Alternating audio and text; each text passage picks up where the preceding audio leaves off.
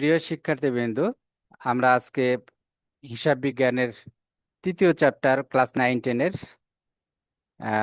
দুতরফা দাখিলা পদ্ধতি এটার সৃজনশীল প্রশ্নের 6 নম্বরটা আমরা সমাধান করব। যদিও এই চ্যাপ্টারটা দুতরফা দাখিলা পদ্ধতির উপরে, কিন্তু এখানে একতরফা সম্বন্ধে একটু বলা আছে। দুতরফা এবং একতরফা দাখিলার মধ্যে বেসিক পার্থক্য হলো দুতরফা দাখিলায় প্রত্যেকটা ট্রানজাকশনের বা লেনদেনের ডেবিট এবং ক্রেডিট লেখা হয় এবং প্রত্যেকটা স্টেপ মেনটেন করা হয়। প্রথমে জাবেদা, তারপর খতিয়ান, এরপর রেওয়ামিল, এরপর চূড়ান্ত হিসাব, অর্থাৎ আয় ব্যয় বিবরণী, আর্থিক অবস্থার বিবরণী, মালিকানা সত্ত্বের বিবরণী, এগুলো করা হয়। এটা হলো ডাবল এন্ট্রি সিস্টেম। সাধারণত বড় বড় কোম্পানি যেগুলো, যারা সবাই এই ডাবল এন্ট্রি সিস্টেম ব্যবহার করে, কিন্তু ছোট ছোট এক মালিকানা কারবার অনেক সময় তারা এই এত ঝামেলার মধ্যে না গিয়ে তারা একতরফা দাখিলা পদ্ধতি, যেটাকে আমরা বলি, যেটা আসলে একতরফা বলতে এইখানে বোঝায় যে দুই তরফা দাখিলি যারা ফলো করে না তারাই একতরফা দাখিলা। এর এর বৈশিষ্ট্য হলো এর কোনো কোনো লেনদেনের পুরোটাই লেখা হয় ডেবিট ক্রেডিট দুই পাশটায়, আবার কোনোটার এক পাশ লেখা হয় আর কোনোটার মোটেও লেখা হয় না। তো এটা কিভাবে আমরা নির্ধারণ করি? এটা হচ্ছে প্রাথমিক যে মূলধন থাকে, প্রারম্ভিক মূলধন, বছরের শুরুতে প্রারম্ভিক যেটা মূলধন থাকে এবং বছরের শেষে যে সমাপনী মূলধন থাকে, এটার ভিত্তিতে লাভ লসটা হিসাব করা হয়। তো আমরা এই 6 নম্বর প্রবলেমটা পড়ে নিই এবং স্টেপ বাই স্টেপ আমরা প্রবলেমটা সলভ করব আর কি। তো 6-এ কি বলা আছে? এখানে বলছে জনাব শহীদুল ইসলাম তার ব্যবসায় প্রতিষ্ঠান রিয়াদ এন্টারপ্রাইজের বিস্তারিত হিসাব সংরক্ষণ করেন না। এই যে এটা ইম্পর্টেন্ট পয়েন্ট, বিস্তারিত হিসাব সংরক্ষণ করেন না, তার মানে উনি ডাবল এন্ট্রি সিস্টেমে চলেন না, উনি হচ্ছে একতরফা মোতাবেক চলেন।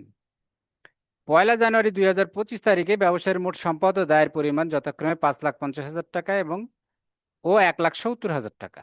অর্থাৎ তার বছরের শুরুতে সম্পদ ছিল 5,50,000 আর দায় ছিল 1,70,000। উক্ত বছরে জনাব শহীদুল ইসলাম আরো 50,000 টাকা নতুন করে ব্যবসা বিনিয়োগ করেন। নতুন মূলধন উনি নিয়ে আসছেন 50,000 টাকা, এবং উক্ত বছরে তিনি মোট 40,000 টাকা নগদ উত্তোলন করেছেন এবং ওই বছরের মধ্যে উনি আবার বিভিন্ন সময়ে ব্যবসা থেকে 40,000 টাকা উঠিয়ে নিয়েছেন তার প্রয়োজনে। এখন বলছে 31শে ডিসেম্বর 2025 তারিখে তার ব্যবসায় নিম্নোক্ত সম্পদ ও দায় আছে। একটা আছে বছরের শুরুতে দেওয়া থাকলো সম্পদ ও দায়, এবারে বছরের শেষে বলা আছে কি কি সম্পদ আছে।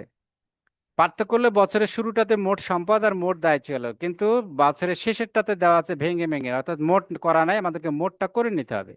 নগদ এটা সম্পদ 1,85,000 টাকা, আসবাবপত্র এটা সম্পদ 1,80,000 টাকা, প্রাপ্য হিসাব এটা সম্পদ 1,30,000। প্রাপ্য হিসাব মানে আমরা টাকা পাবো, বাকিতে বিক্রি করছি আমরা টাকা পাবো। মজুদ পণ্য আমরা কিনেছি, মালটা বিক্রি হয়নি, এখন আমাদের কাছে আছে, এটা সম্পদ। তাহলে এই কটা সম্পদ পেলাম। আর ব্যাংক ঋণ এটা তো দায়, বোঝা যাচ্ছে 60,000 টাকার প্রদেয় হিসাব, মানে আমরা বাকিতে পণ্য ক্রয় করেছি, টাকাটা এখনো দিই না, এটা প্রদেয় হিসাব, এটা ওর দায়। তাহলে দুইটা দায় পেলাম আর 1 2 3 4টা পেলাম সম্পদ। এখন দেখি কি বলছে আমরা রিকোয়ারমেন্ট গুলো। কতে বলছে রিয়াদ এন্টারপ্রাইজের প্রারম্ভিক মূলধনের পরিমাণ নির্ণয় করো। তো এটা একদম সোজা। প্রারম্ভিক মূলধনের নিয়মই হচ্ছে প্রারম্ভিক মোট সম্পদ থেকে প্রারম্ভিক মোট দায় বিয়োগ করব, তাহলে আমরা প্রারম্ভিক মূলধন পেয়ে যাব। তাহলে আমরা এখানে দেওয়া আছে প্রারম্ভিক মূলধন জানুয়ারির 1 তারিখে মোট সম্পদ দেওয়া আছে 5,50,000। তাহলে মোট সম্পদ থেকে মোট দায় বিয়োগ করলে আমরা প্রারম্ভিক মূলধনটা পেয়ে যাব। তাহলে মোট সম্পদ কত?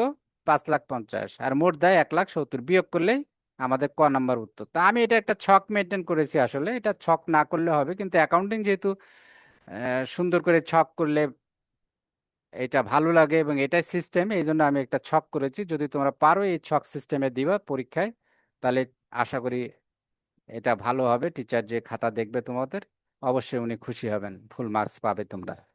যেমন এখানে দেওয়া আছে, আমি ছকটা করেছি।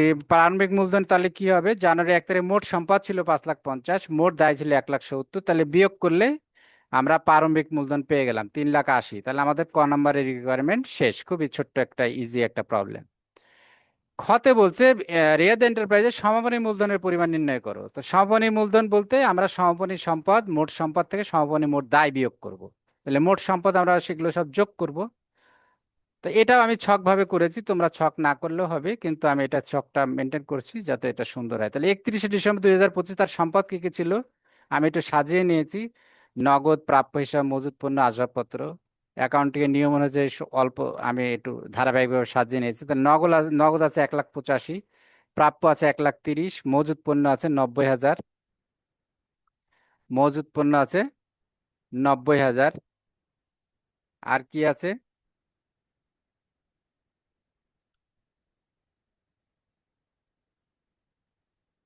হ্যাঁ, মজুদ পণ্য 90,000 এবং প্রাপ্য হিসেবে 1,30,000, আসবাবপত্র 1,80,000, নগদ 1,85,000। তাহলে 1,85,000 নগদ পাইলাম, প্রাপ্য হিসাব পাইলাম 1,30,000, আর আসবাবপত্র 1,80, আর এটা হলো 1,90। 1,80 আর আর মজুদ পণ্য হচ্ছে 90। এটা আমি একটু চেক করে নিচ্ছি। হ্যাঁ, ঠিক আছে। তাহলে মোট সম্পদ হলো আমাদের, এগুলো যোগ করলে পেলাম 5,85,000। আর দায় কি কি আছে? ব্যাংকের আছে প্রদেয় হিসাব আছে 55,000, আর ব্যাংক ঋণ আছে 60,000। প্রদেয় হিসাব আছে 55,000 আর ব্যাংক ঋণ আছে 60,000। এই দুইটা যোগ করলে 1,15,000। তাহলে 5,85,000 থেকে 1,15,000 বাদ দিলে 4,70,000। তাহলে এটা হলো মালিকানা সত্ত্ব মূলধন, সমাপনী মূলধন 31 ডিসেম্বর তারিখে। তোমরা কিন্তু এটা এমনিও করতে পারো, মোট সম্পদগুলো যোগ করে আবার মোটগুলো দায়গুলো যোগ করে আবার বিয়োগ করা। আমি এটা ছক করে সুন্দর করে করছি। আগে আমরা এই যে মোট সম্পদগুলো করে এখানে মোট সম্পদ বের করে নিলাম 5,85,000, আর দায়গুলো দুইটা দায় আছে, যোগ করে 1,15,000 এবং বিয়োগ করে 4,70,000। তাহলে আমাদের খ নাম্বার প্রবলেম সলভ, সমাপনী মূলধনের পরিমাণ বের করে ফেললাম।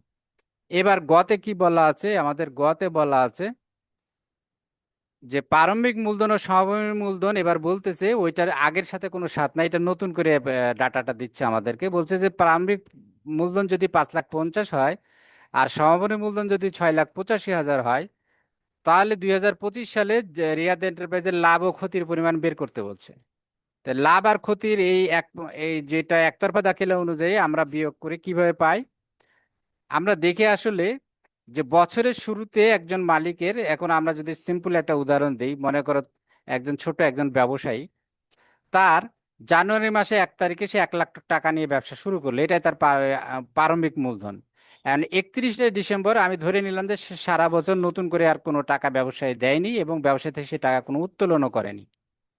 1,00,000 টাকা বছরের 1 তারিখে দিয়েছে, ব্যবসাতে খাটাইছে, খাটানোর পরে 31 ডিসেম্বর তার দেখা গেল যে তার এখন সে হিসাব করলো সব সম্পদ যা আছে, হাতে নগদ এবং মালপত্র হিসাব করে দেখলো যে তার 1,10,000 টাকার সম্পদ তার কাছে আছে। তার মানে কি, বছরের শুরুতে ছিল তার 1,00,000 টাকা সে বিনিয়োগ করছে, বছরের শেষে যায় 1,10,000, তার মানে তার লাভ হয়েছে আসলে 10,000 টাকা। এই জন্য তার সম্পদটা বাড়ছে। প্রাথমিক মূলধন থেকে সমাপনী মূলধনটা বেশি। টাকা কোনো সে জমাও দেয়নি, নতুন করে উত্তোলনও করেনি, সম্পদটা ব্যবসা করে বেড়েছে 1,10,000। আর যদি উল্টা হতো, যে বছরের শেষে যা দেখা গেলো হিসাব টিসাব করে তার 90,000 আছে, তার মানে কি 10,000 টাকা সে লস করছে। তো এইভাবে হিসাবটা করা হয়। তো এইখানে আমাদের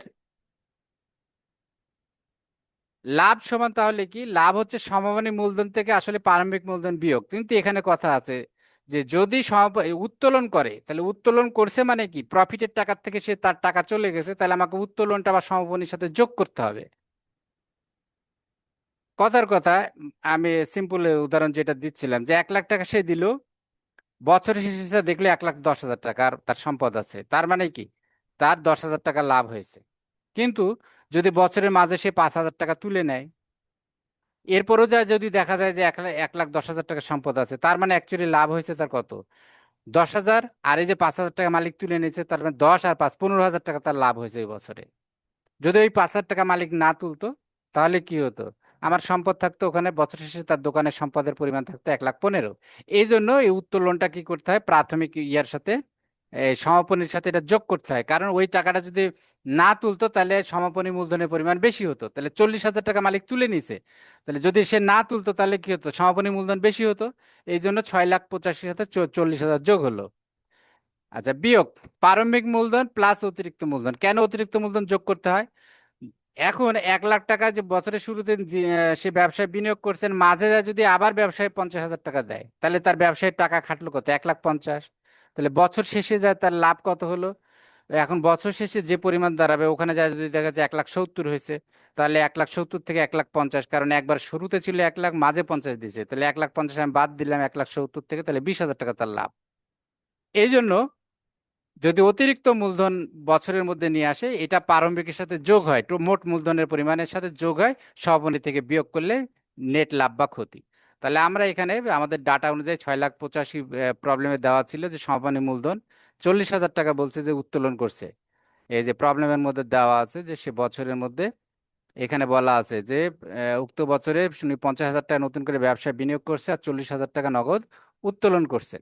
এই জন্য আমরা কি করলাম, সমাপনীর সাথে উত্তোলনটা যোগ করলাম, আবার প্রারম্ভিকের সাথে অতিরিক্ত মূলধন যোগ করলাম, করে বিয়োগ করলাম, বিয়োগ করে পাওয়া গেল 1,85,000 তার মানে এই 1,25,000 টাকা তার এবছরের লাভ হয়েছে।